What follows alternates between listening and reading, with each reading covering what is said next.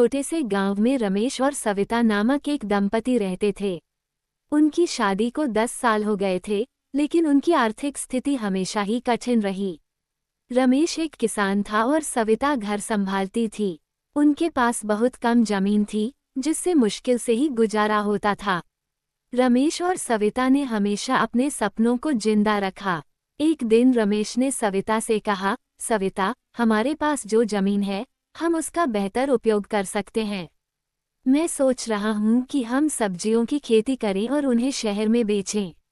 सविता ने रमेश का हौसला बढ़ाया, यह एक बहुत अच्छी सोच है रमेश।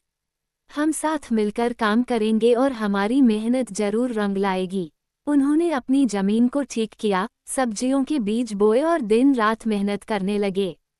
पहले कुछ महीनों में उन्हें कई चुनौतियों का सामना करना पड़ा, लेकिन उन्होंने हार नहीं मानी। उनकी मेहनत धीरे धीरे रंग लाने लगी। उनकी सब्जियां अच्छी होने लगीं और उन्होंने उन्हें शहर के बाजार में बेचना शुरू किया। एक दिन शहर के एक बड़े व्यापारी ने उनकी सब्जियों की गुणवत्ता देखी और उनसे नियमित रूप से सब्जियां खरीदने का प्रस्ताव रखा। यह उनके लिए बहुत बड़ी बात थी। रमेश और सविता की आर्थिक स्थिति सुधरने लगी और उन्होंने अपने बच्चों को अच्छे स्कूल में भेजा।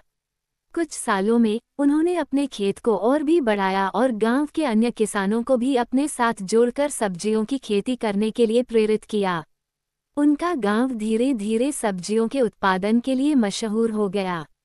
रमेश और सविता की मेहनत और एक दूसरे का समर्थन ही उनकी सफलता की कुंजी बनी। उन्होंने साबित किया कि अगर साथ में मेहनत की जाए तो कोई भी सपना पूरा हो सकता है। उनका जीवन संघर्ष से भरा था, लेकिन उन्होंने कभी हार नहीं मानी और अपने सपनों को साकार किया।